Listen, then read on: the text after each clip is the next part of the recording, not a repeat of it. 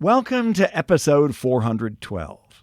I'm Richard Davies, and we're beginning a brand new chapter of How Do We Fix It?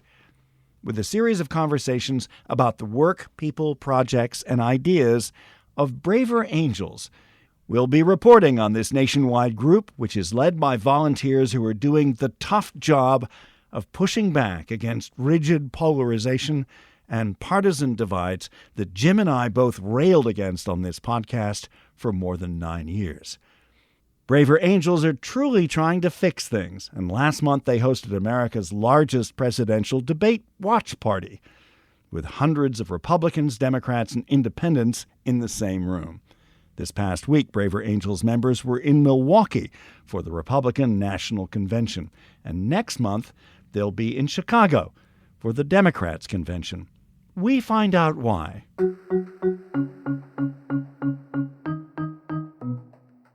It's just really interesting observing how people are feeling on the ground and hearing how people who are coming here from different parts of the country and how people who are from here in Milwaukee think about everything swirling around in American politics that most of us get from social media and from the news. We set this organization up in the wake of the 2016 election, trying to keep people from hating their friends and relatives over politics.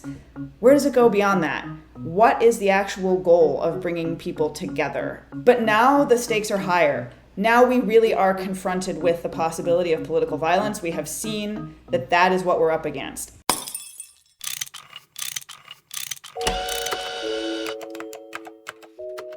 Our show is about fixes. Yeah, how to make the world a better place. How do we fix it? How do we fix it? Before our interview begins, full disclosure. I went to last year's Braver Angels convention in Gettysburg, Pennsylvania, and then to this year's event in Kenosha, Wisconsin as a delegate, with a blue lanyard around my neck. What does that mean? Well, all of the delegates in this cross-partisan movement first have to declare their political leanings before they go. At both conventions, there were hundreds of blues like me, reds, and people with yellow lanyards who were either truly independent or were representing nonpartisan organizations. We sat right next to each other. As listeners to this podcast know, I lean left and usually vote Democrat. I'm friends with many people who are quite right. Braver Angels could merely be a talking shop, but it's much more than that. Braver Angels members are working state by state and city by city on the difficult, ambitious goal of building back America's civic muscle. The project is radical, I think, and ambitious, and it may take many years to be successful. So join us now for our first Braver Angels conversation with Jessie Mannisto and Luke Nathan Phillips. Jessie is Director of Debates for Braver Angels, while Luke is the Publius Fellow for Public Discourse at Braver Angels. I spoke with them on the morning of day 3 when they were at the Republican Convention in Milwaukee. Welcome to How Do We Fix It? Thanks for having us. You're representing Braver Angels, which is a cross-partisan group and a nationwide group as well. So what are you doing at the Republican Convention? Well, we're going to be both in Milwaukee at the Republican Convention and in Chicago next month at the Democratic National Convention, and we're doing parallel programming. So we are operating in a bipartisan manner. We're just taking one party at a time. Why are you at the party convention? We're here because those of us who are participating in politics in any form are the ones who are responsible, I think, for the state of toxic polarization, or alternately, a constructive polarization where we disagree about policy but manage to do it in a way that leads to some decisions being made without having to alienate people from one another. We are the ones who are responsible for changing this. We at Braver Angels and the people motivated to be at the DNC and the RNC. For better and for worse, the political parties are the locuses of how politics is organized in America. No America without democracy, no democracy without parties, no parties without party conventions. We're at the party conventions because America is at the party conventions. And do you have a booth? Do you sit behind a desk, or what do you do? We are out in the streets. Some of our delegates are within the hard perimeter. Luke and I are not. You have to get registered really early to get that. But we're supporting from the volunteer headquarters. So our volunteers are going out into parks with petitions to talk to people and to tell them about Braver Angels and see how they feel about the state of politics. Now, we see on TV and online the scene inside the convention hall. You say you're outside the hard perimeter. Can you describe that? I mean, what is outside the hard perimeter? Milwaukee is a strange and delightful combination of a northeastern industrial core city and a western city with broad, wide streets stretching over a huge area. On the outside of the perimeter and then on the soft perimeter, there's a whole bunch of those big, wide avenues between the hotels and the little arts districts and all those things. There's a couple protests going on in some of those. There is some delegate services going on in some of those. And at those, we keep running into delegates walking back and forth from the convention. We also run into random passersby. We run into a lot of especially pro-life protesters. Mm-hmm. And then you know how whenever there's any public event, there's the guy with a sign saying, you're going to go to hell. There's a lot of those guys. People forget that those guys show up at conventions, right? And then also a lot of the liberal and progressive protesters as well. Democracy on the streets. There's no business going on out there. It's the kind of social life of American politics. And remember, these are the streets where 112 years ago, former president of the United States, Teddy Roosevelt, was shot in his election campaign, right? These are the streets where there have been labor strikes and all sorts of police actions over the last 150 years. Milwaukee is a historic place, and now history is happening here again. And what are a few of your goals while you're at the convention in Milwaukee? So I think the single biggest thing is for people who are attending this convention, either as delegates on the inside or spectators on the inside and the outside, or as protesters and visitors on the outside, to see that there are good faith people in this country trying to help people see a braver way in American politics. We're having some events where we're inviting folks to come see what Braver Angels does in music and debates. We're passing around a petition to hold our leaders accountable for responding to political polarization. You know, I mean, in politics, being there is half the battle. Anybody who's a professional will tell you that.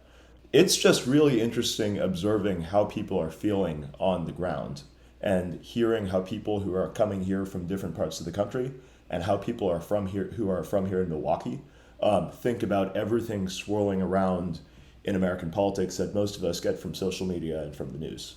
So as intelligence gathering, this is just a fascinating experience as well. Yeah, I was going to ask you about that. I mean, how does the reality on the ground differ from the impressions we receive in the media? We should be clear, there is a hard perimeter around the convention. We are not able to go in, but we are in the zone around it, where we see protests and counter-protests. And a lot of our volunteers are going up with our petition to the protesters and counter-protesters, who are people who are really there because they're motivated to talk about something they care about politically. And we have gotten signatures from people on both the protests and the counter-protests who are concerned about the fact that we are so polarized. When you say signatures, what do you mean? Signing our petition to ask both the leadership of both parties to commit to doing something about toxic polarization and not ramping it up like some of them want to do. There are Braver Angels volunteers who are inside the hard perimeter, who are volunteering at the RNC to help the host committee with services for delegates coming from around the country. And they've been telling us that the delegates that they're running into there, a lot of them are really excited to be here. And not only are they really excited to be here, but they're following the news just as closely as anybody that we're running out here on the streets are as well. How have you been received? Mostly, so as far as I've seen, completely well. If anyone's been yelled at, I haven't heard that report. But I think the worst of it tends to be bafflement. Like, okay, what are you gonna do? We're here to be Republicans. But people are usually pretty interested. They want to know what our ideas are. Okay, what are you gonna do about it? And yeah, people will sign the petition. And I think there's a standard kind of response that a lot of us run into as well that's beyond even just bafflement. It's people see what we do, or people wonder what we do, we explain to them what they do, and then they say, oh, well, that is very nice. And I'm glad that somebody is doing that. Thank you for doing the Lord's work. That's wonderful. Which is nice, which is great, but you can hear underneath that they don't think it's particularly serious. They don't think it's particularly important. They think that it's a nice thing that's an adjunct to politics, and not anything that in this year of years, when so much is at stake, anybody should be thinking of as the most important thing. Those are the people who I take as the greatest challenge and the greatest opportunity for our work, because those are people who take politics seriously. And I really strongly, firmly believe that everything we're doing in Braver Angels, both on the ground and around the country, is exactly as compelling as they think it's not. And I think being here on the ground in the RNC and then at the DNC is just one of the first steps this year that will help us show them that actually, yes, this is something you should be thinking about as a fundamental principle of politics. Jessie and Luke were recording this interview on day 3 of the Republican National Convention. As a journalist in the past, I've covered a bunch of party conventions, both Democratic and Republican, and most were pretty joyful affairs. They're meant to rally the party base. But this convention has come just days after the attempted assassination of Donald Trump. So what is the mood like among the delegates? You know, I don't really think it's anything other than jaunty, Richard. I think these people are here again for a great celebration of the Republican Party, a great celebration of everything that they're standing for here in 2024. And the fact that Donald Trump did not die, the fact that Donald Trump is alive, if anything, seems to be a cause for more celebration, not a cause for some kind of somberness among them, which is just an interesting bit of political psychology, because that does not seem to be the case in the news media, including on the right these days. But here, everybody's dancing at the clubs that we keep running into as well. Mm-hmm. So yeah, concur. Loved the 60-year-old dancing ladies at the club. They were having a great old time. So that prompts the question, how does the coverage that you've seen in the media differ from what impressions you have in Milwaukee? Full disclosure, the vast majority of my news comes from a couple of, number one, the standard threads that you see thrown on email chains and social media, but then also a bunch of kind of cuckoo commentators, friends of mine, who look through the nooks and crannies but don't always follow the main narratives themselves. Kind of like slyness and wryness in in the way a lot of people are talking about this. That's kind of, I don't want to say despairing. It's like almost nihilistic. Nihilistic is probably a better word for it. Like the jokes are nihilistic and the despair is nihilistic. And what you don't see is joy or hope. And here on the streets of Milwaukee, at the protest that was happening at Red Arrow Park, and at the delegates walking across the State Street Bridge into the convention, and the delegates who were milling around the St. Cade Hotel, all of whom seemed to have some kind of genuine joy for being here, and kind of marching orders for what they're going to be doing moving forward in American politics. Can I jump in and just say, your question is really interesting, because until you asked it, I didn't realize that I have not really been following a lot of analytic political news. We're just here with people who are on the ground actually living it, actually participating. And now I really want to go back and see what people are saying and if it matches up, because we're just here. We're all here because we have something to say to each other. We're trying to have conversations. And it's not despairing. It's not in any part. You say that you're trying to have conversations. Do you have a sense that a lot of people are talking past each other? Oh yeah, everybody's talking past each other. Completely. That's in some senses, perhaps that's one of the reasons why there's not as much despair. People hang out with their people. That's a lot of the political identity here, and that might be one of the things that we are taking away from this too. Actually, I would love to tell you a story about one of our volunteers who was wearing one of our hats. So about the hats, because we're at the RNC, a volunteer had the idea that we should wear red hats. They look kind of like the Make America Great Again hats, but they don't have writing on them, just so that we look like we fit in. He's wearing the red hat, and he's at our concert venue, which just happened to be next door to an abortion clinic. And he is a blue, and he isn't going to vote for Donald Trump.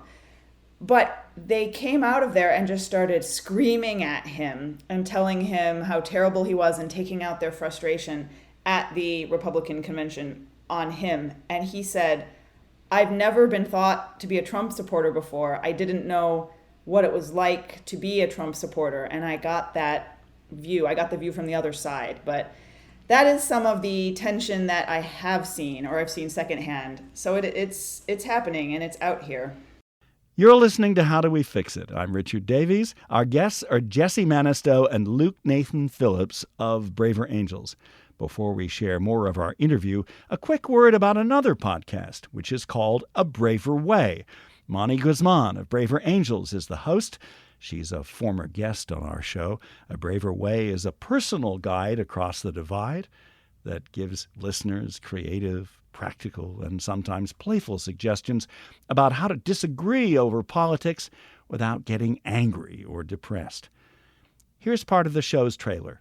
In each episode, you'll hear from people of all political stripes who have big things to teach us about how to confront the chasms before us. To have your firm moral convictions and be open to other people knowing something that you don't, having something to teach you. To be honest, I find that pretty hard. You'll hear from guests on the right and on the left, not as an exercise in bringing everyone to the middle, but to find out how we can disagree fully and honestly without losing heart. It wasn't bothering me anymore because I was beginning to believe that people could have other views and that it was acceptable. Some of our guests will be those in elected office.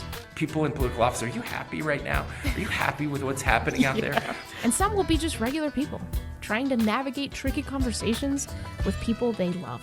Something as simple as a post on Instagram was able to really wreak havoc in our relationship, and it's never fully recovered, unfortunately. I hope it's clear by now, this is not going to be just another political podcast. So strap in, because it's time we learned how to turn up the heat, turn down the fear, and get real about things that matter with more of our fellow Americans than we thought possible. A Braver Way is now in its second season. You can find it wherever you listen to podcasts. And we have a link on the show notes for this episode at howdowefixit.me. Now back to our interview with Luke and Jessie. What have you seen or heard that's really surprised you this week? I'm surprised by the joyful mood in the wake of the shooting, as we discussed. I think like people seem triumphant, otherwise unfazed. And I would like to remark on, I'm not really surprised, but only because of the work we do in the debate program. I'm not surprised that people do want to talk to each other. They talk past each other, but they do keep talking. They have this strong drive to be heard. To be honest, the main thing that surprises me is that the protests and counter-protests are so much smaller than I think anybody was expecting that they were going to be. I also think everybody who is worried that Chicago is going to be a lot more crazy in a month from now is probably right. It is just interesting trying to think of why the streets are as comparatively quiet as they might otherwise have been right now. And that's something that I'm just kind of trying to mull over these last couple of days that we've been here. This is pure speculation, but it's possible that the wind has been taken out of some of the opponents to Trump in the days after the assassination attempt. That may well be true. Another thing that may well be true, too, is that the police forces and other municipal security forces around here just know what they're doing these days in ways that they might not have really been fully prepared for in 2020 with the mix of circumstances that happened then. So, but all that to say, though, everybody knows there's this kind of standard news media polarizationism hype that takes things that are not particularly crazy and makes them out to be really, really, really crazy. The power of the image over the national consciousness. Just being down here and hanging around with people is just further confirmation to me, I think, that if you're on the ground, if you're talking to people and hearing what they say, seeing what they're doing, you can still see very real history happening. You can still see very real tension, sometimes very real violence, but it's not the all-encompassing apocalypse that I think we tend to get addicted to as we try to think of why we are the way we are politically. Luke and Jessie, the three of us were at the Braver Angels convention just a few weeks ago in Kenosha, not far from where you are now in Milwaukee. And there was a sense of hope, a sense even of optimism among many of the Braver Angels delegates. But since I've come home to Connecticut, the majority of people I've spoken with about politics have a sense of despair or deep concern. What do you both feel? I feel that in this historical moment, it's normal for people to have these types of feelings of despair. I think that it is a historical moment, but I think it will pass. I am hopeful, and I think that the protesters and counter-protesters often are hopeful as well. Otherwise, they'd be sitting at home watching Netflix. They want to change something, so they're taking action. People do understand that we're at an inflection point, that action matters, that the choices we take matter. But even at the Braver Angels convention, Luke and I hosted the debate watch party where we all watched the debate together, Reds and Blues together. This is the first presidential debate that Joe Biden did so surprisingly poorly at. Yeah, and so there was, in that room, Reds and Blues came together in their despair, which was actually on another level uplifting because it connected people. Nobody is happy with the way things are right now. Everybody wants to change it. People want to change it in different directions, but at least it's not going to be static. We are going to move through this. These two candidates will not be our candidates in the next election. So something has to change. People are not apathetic. That is what I'm seeing. And that, to me, is the best reason to hope that things will change. Is there an opportunity here, perhaps, with the surprises, the drama of the past few days and weeks, to get more people tuned into the possibility of constructive change? I certainly hope so, and we're working with the assumption that there is, because people are asking us. People are interested in what we're doing. Now, even more so, okay, you are with this thing called Braver Angels. Gee, well, what do you recommend? What does it even mean to depolarize? What actions could we constructively take? We set this organization up in the wake of the 2016 election, trying to keep people from hating their friends and relatives over politics. Where does it go beyond that? What is the actual goal of bringing people together? Not hating your friends is a worthy goal. That is what brought me into this as well, having had experiences like that. But now the stakes are higher. Now we really are confronted with the possibility of political violence. We have seen that is what we're up against. And so people are looking to whoever is willing to try to come up with ideas. What do you want us to do? Luke? I don't claim to be able to predict anything, but I do think that everybody out there who is hoping to push for a vision of a different kind of America than the one that we've been in for a while, and everybody who's trying to protect the vision of America that they fear is slipping away, has this moment as something, if they can't actually change the realities on the ground, they can change the way everybody interprets things, right? And they can change the way they interpret things, which I think is the fundamental building block of the political narratives and the historical memory and the social values that actually causes great change in the world. And that's all we're trying to do in Braver Angels, I think Bill Doherty said, it's not about the way we think about politics, it's about the way we think about each other. And the kind of unspoken thing is that the way you think about each other is in very close communication with the way you think about yourself. That invites this question that Monica Guzman of Braver Angels asked on her podcast, A Braver Way, the latest episode. She's asking, how do we build civic power? How do we move beyond this very polarizing time? I think that people are waiting for someone to step up and lead. And leading simply means being there and being willing to do the difficult work that our volunteers are doing to try to figure out, again, when I said, what does it mean to depolarize? What does it mean to be braver angels at the convention? How do you start to affect change? Do you even believe you can do something? And then what boring, concrete, mundane actions can you take to start furthering that? Not just sitting there writing in your Substack. Like, I'm a writer too, so we can all be keyboard warriors, or we can go out on the streets, get people together, and support them in doing something. And then what is that something? And there's going to be a lot of ideas. People are going to try things. Some of them will work, some of them won't.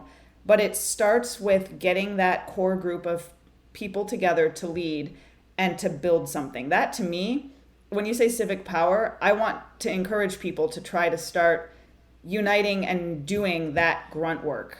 And then that's how organizations grow. That's how they start to have influence. Once you've got that core, then other people want to join and participate. Luke? I agree with everything Jessie has just said. Both of you, thank you very much. Thank you for having us. Luke Nathan Phillips and Jessie Mannisto of Braver Angels. We plan to hear from them again when they're in Chicago, outside the hard perimeter of the Democratic National Convention. Find out more about the work and goals of Braver Angels at their website, braverangels.org. I'm Richard Davies. Our sound designer, editor, and producer is the excellent Miranda Schaefer. This show is made by daviescontent.com. Thanks for listening.